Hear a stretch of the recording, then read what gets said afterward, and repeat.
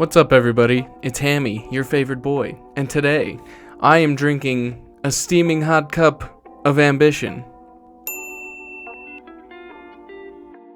Anyways, in order to start a path to success, I think you need to stop and look at your life and look what you can do to improve, to make yourself more fit to be successful. What I've discovered is that there are tons of people on the internet who are very successful, and they are more than happy to teach you how they obtained their success. People who started from the bottom and made their way to the top, and now that they're at the top, they look at the people who are still on the bottom and they think, man, if I could make it from the same position that you're in, you can make it too. Here's some of the things that I did, and they'll tell you some of the habits that they formed in order to help them become more successful. I feel like success is very contingent on your ability to develop and master certain habits. It's a little unreasonable to say you should start picking up all of these good habits immediately. So you should just start with the ones that you know that you can accomplish and then move on to harder ones. There's a few things that I discovered from a bunch of different videos. These are some of the habits that I have found most beneficial, that I saw and liked, and that I'm trying to be better at myself, and some of the habits that I could get going on right away. So I figured I would share these ideas with the people who are joining me on their own journey to success. Before we get into this video, it'd be really awesome if you could do me the favor of smashing the like button, because that really helps the YouTube algorithm find people just like you and bring them to my channel. The first habit that comes to mind is waking up early. I used to pretty much always be a night owl. I used to take pride in that. I've found, at least for myself, that my best work actually gets done in the morning. I got a job a while back ago where I had to wake up at 5 in the morning. As I started to, wake up early, I started to become better at it, and I started to realize that I actually got a lot more done. I was more productive. Even though I considered myself more of a night owl, I transitioned into being more of a morning person when I discovered how magical mornings truly are. I don't know. For me, mornings have been so abnormal. They've been so foreign that when I finally was introduced to them, I realized that they were actually pretty cool. It was probably one of the more difficult habits. So the second habit that I had in mind was reading something positive each day. Now, this is kind of a tricky one. For people who are religious, you might just read a religious book. When I think of reading something positive, I think of reading something that educates you, that helps you become a better person. So some of the things that I've been reading in the morning are my books, Think and Grow Rich and How to Win Friends and Influence People. These are good, positive things that I can read in the morning. I start by shaping the way I'm thinking, and so the rest of the day I just continue to be positive. Meditation. This is one that you might say strikes up a little bit of controversy online, because some people will say, no, don't meditate. You don't need to meditate. It's not that important. And but of course there's other people online who will say the opposite. Will say that meditation is actually very good. It's very good for you as long as you're doing it right. A lot of people confuse what meditation is supposed to be. So I'll explain to you what meditation is for me. So one of the things that you can do is just relax. Somebody who's religious might pray in the morning. You just need to relax for a minute. Put away your phone. Turn off the TV, don't listen to music or anything, just relax and just forget everything else. Think about what's going on right now, in the moment. You don't have to, sit cross-legged with your fingers up, humming. Pick something productive that doesn't involve multitasking, something maybe even you don't like to do, like doing the dishes, and you don't do anything else. You focus more on doing the dishes, and while you're doing the dishes, you might actually realize that you really enjoy doing the dishes. Because you don't have your mind running to a bunch of different places and doing a bunch of different things. You're just focusing on the one thing. Whatever it is that it does for you, you just need a minute for your brain to cool down. Like, you can just sit, relax, think about your surroundings, think about where you are, forget the stresses of the world. Don't fall asleep. Because when you're asleep, your brain is actually very, very productive. It's imagining a bunch of different scenarios, and that's why you have such vivid dreams. This gives your brain a minute to be fully conscious and to relax.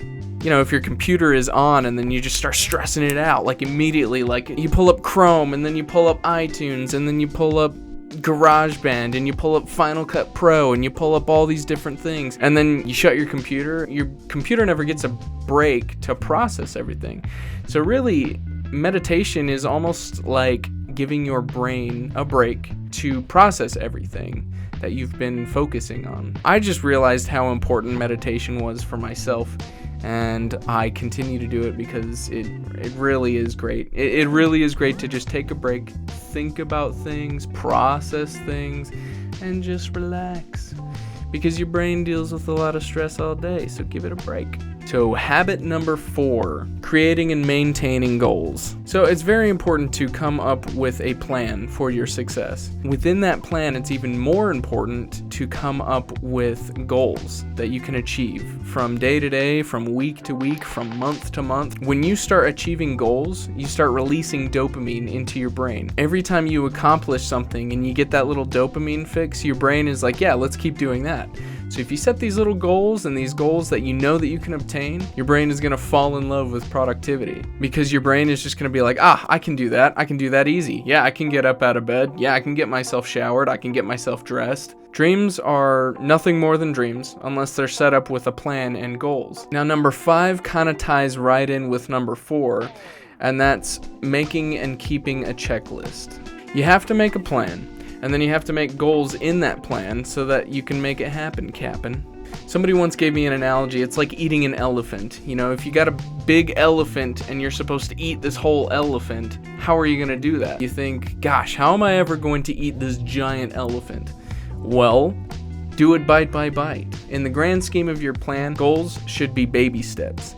They should be things that you can accomplish one after another. If you can follow through, if you can turn those goals into a checklist and then check them off every time you do them, then your brain's going to be like, dang, these are so easy. I want to take on harder goals. I want to take on crazier goals. Like, you know, what's something bigger? And you'll start taking on those bigger ones. It will be a snowball effect that makes goal setting and turning your dream into a reality 1,000 times easier. I've gone from, you know, writing scripts and wondering what I was going to do with them to now having a plan and writing more scripts and doing things with them. Number 6 is a pretty difficult one. But hey, if you can wake up in the morning, you can definitely exercise daily. I started going to a gym that was charging me annually, so I had already paid for the entire year, so every month I try to go and try to get my money's worth. Everybody's heard that, you know, when you exercise, you release endorphins, you get a runner's high, but let's be honest, when you wake up in the morning and you go to the gym, the last thing you want to do is strain all of your muscles that you literally just spent 8 hours relaxing. But if you start small, you just walk around the track a little bit, do a little bit of jogging. It's taking baby steps, just like your goal setting. And eventually, by the end of it, you're sweating. Yeah, exercise has not been an easy one for me, as you can see. But I have noticed that as I've worked out, I've been able to focus on things a lot better. It's a difficult thing that if you can accomplish, you know you can accomplish other difficult things as well. And finally, the last thing that I've been trying to form into a daily habit is getting uncomfortable.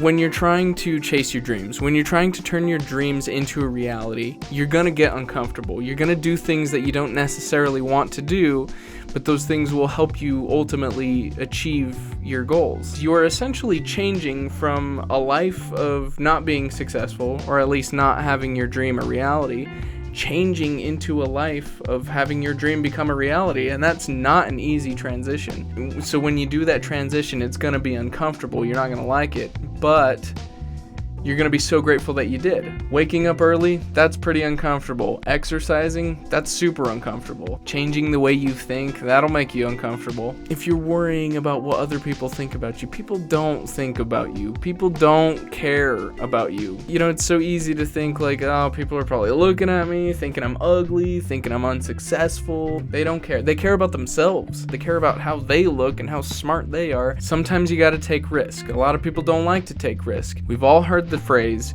you can do anything you set your mind to. So set your mind to it and then do it. As I've formed these habits I've seen in my life, I've seen myself become more successful, and it's such a relieving feeling, and it feels so great to know that I will be successful. I'm confident in myself as an individual. I want to see my dreams become a reality. As much as I want to turn these dreams into a reality, I think these dreams want to become a reality themselves, whether I turn them into a reality or not.